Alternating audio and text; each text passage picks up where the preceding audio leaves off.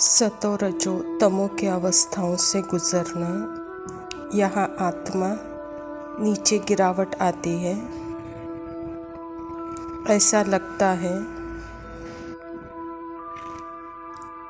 लेकिन आत्मा कभी भी गिरती नहीं है, सो जाती है।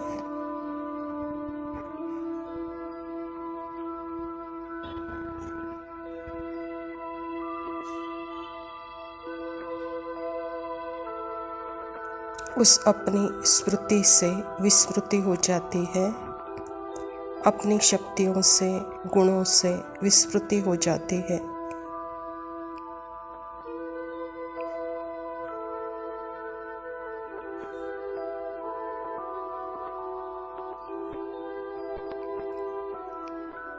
नींद में उसको ऐसा लगता है जो मन की स्क्रिप्ट अपनी पहचान बना लेती है।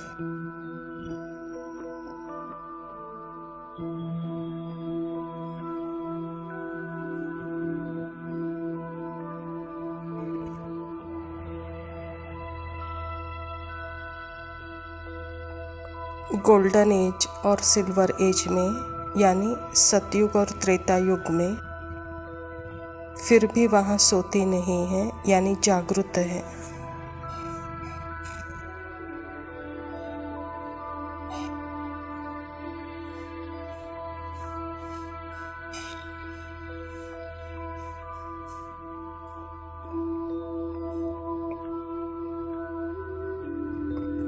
पर कॉपर एज में और आयरन एज में, द्वापर और कलयुग में आत्मा की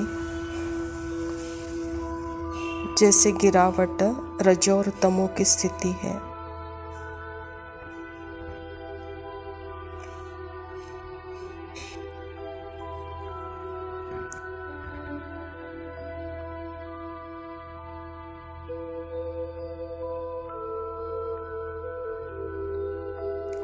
एक्चुअल में माइंड की सतो रजो तमो की स्थिति होती है।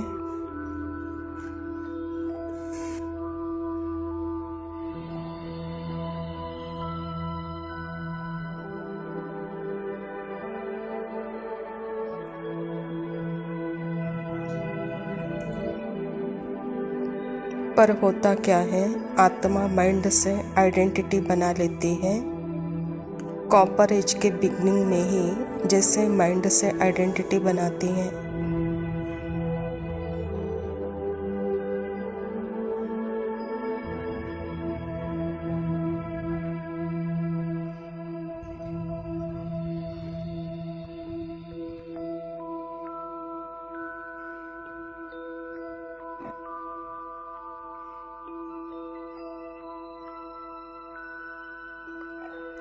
गोल्डन एज और सिल्वर एज में भी माइंड ही होता है, जो कि रिकॉर्डिंग प्ले आउट होती है।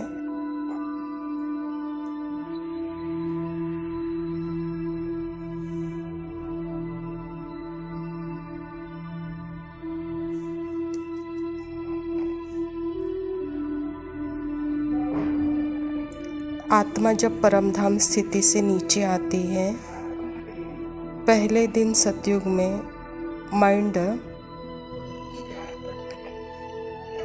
एक्टिवेट हो जाता है। जैसे ही आत्मा बॉडी के अंदर एंटर होती है तो माइंड एक्टिवेट हो जाता है।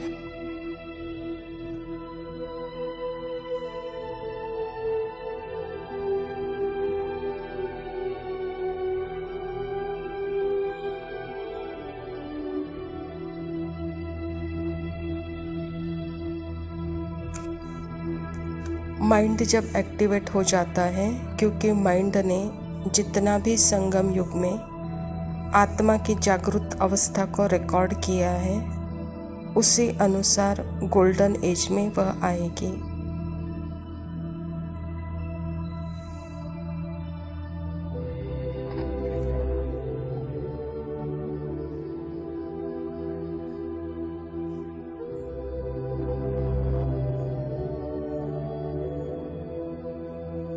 वह रिकॉर्डिंग अनफोल्ड होगी, यानी वह रिकॉर्डिंग सामने प्ले आउट होगी।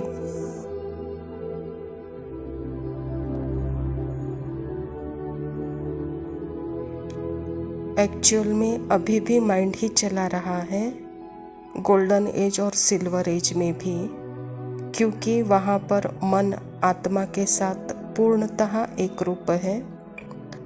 आत्मा और शुद्ध मन अलग नहीं है।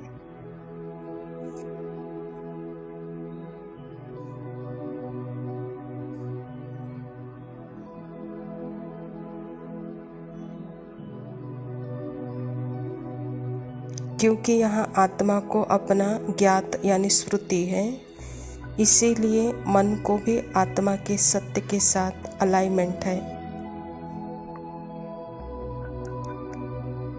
आत्मा के सत्य की दिशा में मन वहाँ अलाइनमेंट है।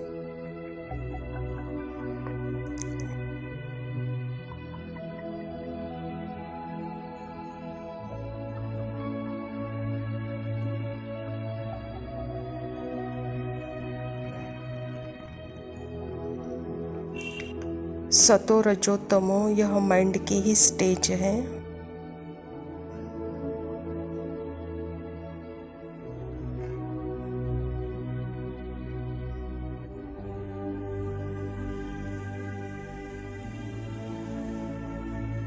फिर गोल्डन एज में भी फर्स्ट डे से ही थोड़ा बहुत तो गिरावट हो जाती है, गिरावट शुरू हो जाती है।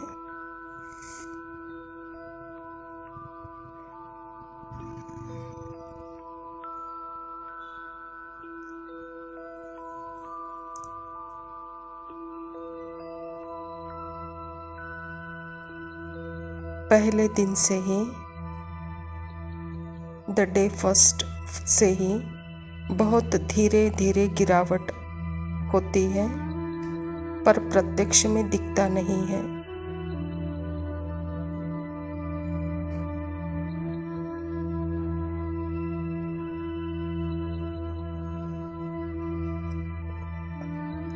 पर कॉपर एज और आयरन एज में थोड़ा स्टीम दिखता है।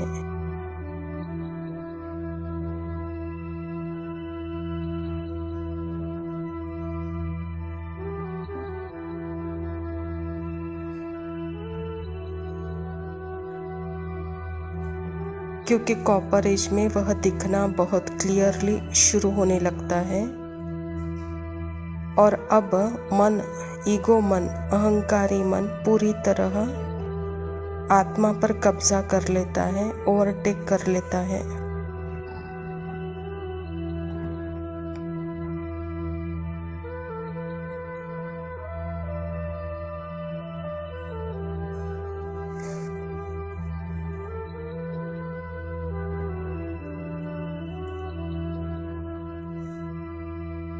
ईगो माइंड ने अपनी एक अलग पहचान बना ली है, वह हावी हो जाती है। इसका अर्थ है आत्मा सोने लगती है।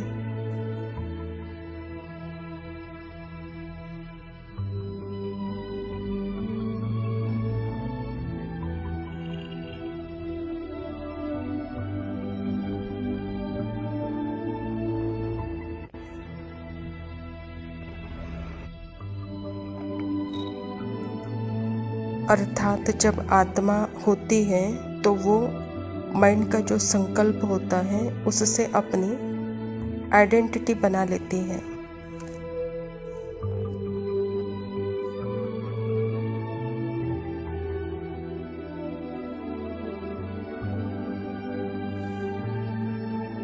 जो भी फीलिंग होती है, इमोशन होते हैं, उससे अपनी आइडेंटिटी बना लेती है।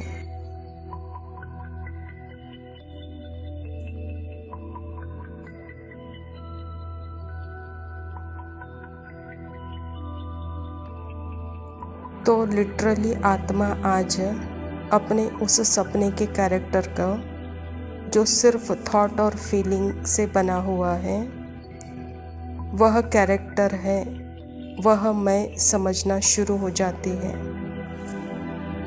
उसके बेसिस पर वह एक्शन में भी आ जाती है।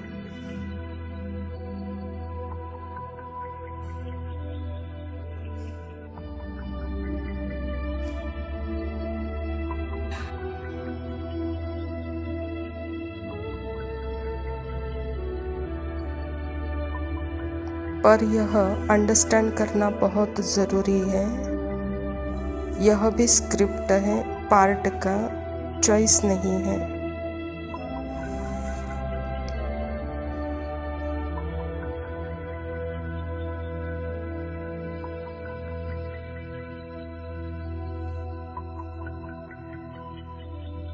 एक्चुअल में इसे भी हम कहेंगे nature of mind.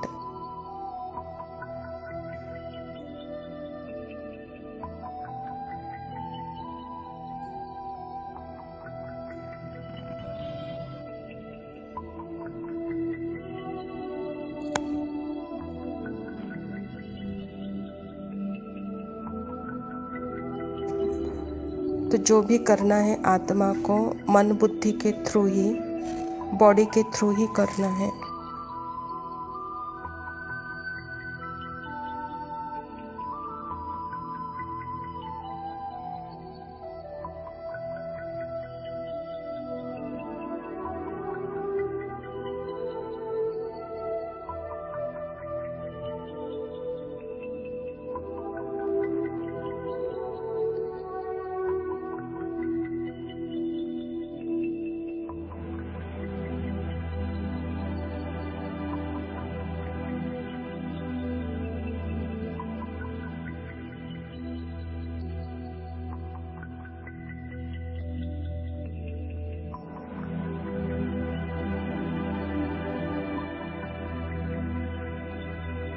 Om Shanti. प्रातः मुरली बाप दादा मधुबन।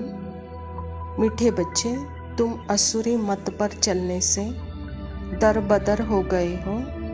अब ईश्वरीय मत पर चलो तो सुखधाम चले जाएंगे। स्वयं परमपिता परमात्मा शिव बाबा प्रजापिता ब्रह्मा के तन में आकर के हम बच्चों को दुख से सुख के रास्ते की तरफ जाने के लिए श्रीमत दे रहे हैं, क्योंकि बच्चे तुम असुरी मत से ही चलने के कारण दर बदर हो गए हो। अभी ईश्वरीय मत पर चलो तो सुखधाम चलेंगे। प्रश्न है, बच्चों को बाप से कौन सी उम्मीद रखनी है, कौन सी नहीं? उत्तर है, बाप से यही उम्मीद रखनी है कि हम बाप द्वारा पवित्र बन अपने घर और घाट राजधानी में जाए।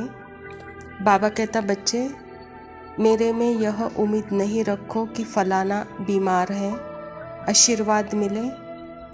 यहाँ कृपा या आशीर्वाद की बात ही नहीं। मैं तो आया हूँ तुम बच्चों को पतित से पावन बनाने। अब मैं तुमको ऐसे कर्म सिखाता हूँ जो विकर्म न बने। परमात्मा खुद अपना ड्रामा पार्ट अनुसार इस धरा पर आने के बाद जो कर्म करते हैं, अर्थात जो हम बच्चों को बताने के लिए आते हैं, वह है मात्र स्मृति। यह स्मृति जैसे पवित्र है, कहता बाबा। इस स्मृति में रहकर जो कर्म करते हो, यह सर्वश्रेष्ठ कर्म कहलाता है। और इसी स्थिति से घर और घाट अर्थात राजधानी में आ जाएंगे। इसलिए बाबा कहता, बच्चे आप स्मृति से विस्मृति में आकर मेरे से यह उम्मीद नहीं रखो कि फलाना बीमार है या मुझे आशीर्वाद करो। तो यह करने में नहीं आया हूँ, कहता बाबा। धारणा के लिए मुख्य सार है। पहला पॉइंट है, श्रीमत पर अब हर कर्म श्रेष्ठ करना है, किसी को भी दुख नहीं देना है, दैवी गुण धारण करने हैं, बाप के डायरेक्शन पर ही चलना है। परमात्मा की श्रीमत ही है, पहले अपने स्मृति में आओ और स्मृति में रहकर कर्म करो। तो यह सर्वश्रेष्ठ कर्म है। इसमें ही जैसे दैवी गुणों की धारणा है। दूसरा पॉइंट है, सदैव हर्षित रहने के लिए स्वदर्शन चक्रधारी बनना है, कभी लून पानी नहीं होना है, सबको बाप का परिचय देना है, बहुत बहुत मीठा बनना है। जैसे स्व का दर्शन अर्थात ही वहाँ हर आत्मा के साथ हमारा एक रिस्पेक्ट का, एक प्रेम का, शांति का कनेक्शन है और साथ में परमात्मा भी है। तो बाबा कहता, बच्चे सदा स्वदर्शन चक्र फिराते हर्षित रहो, कहता बाबा। वरदान है, मान मांगने के बजाय सबको मान देने वाले सदा निष्काम योगी भव। आपको कोई मान दे, माने व न माने, लेकिन आप उसको मीठा भाई मीठी बहन मानते हुए सदा स्वमान में रह, स्नेही दृष्टि से, स्नेह की वृत्ति से आत्मिक मान देते चलो। यह मान देवे तो मैं मान दूं, यह भी रॉयल भिखारीपन है। इसमें निष्काम योगी बनो। रूहानी स्नेह की वर्षा से दुश्मन को भी दोस्त बना दो। आपके सामने कोई भी पत्थर भी फेंके तो भी आप उसे रत्न दो, क्योंकि आप रत्नागर बाप के बच्चे हो। परमात्मा पिता कहता है कि बच्चे, आप मांगने वाले नहीं हो, मान दो तो मैं दूं, ऐसे बच्चे नहीं बनो, कहता बाबा। सदा निष्काम योगी बच्चे। बाबा कहता बच्चे अपने स्वमान में रहकर अपने श्रेष्ठ दृष्टि और वृत्ति से सबको आत्मिक मान देते चलो। स्लोगन है, विश्व का नवनिर्माण करने के लिए 2 शब्द याद रखो, निमित्त और निर्माण। अच्छा मीठे मीठे सिकिलदे बच्चों प्रति माता पिता बाप दादा का याद प्यार और गुड मॉर्निंग। रूहानी बाप की रूहानी बच्चों को नमस्ते। हम रूहानी बच्चों की रूहानी माता पिता बाप दादा को याद प्यार और नमस्ते। लव यू बाबा, शुक्रिया। ओम शांति।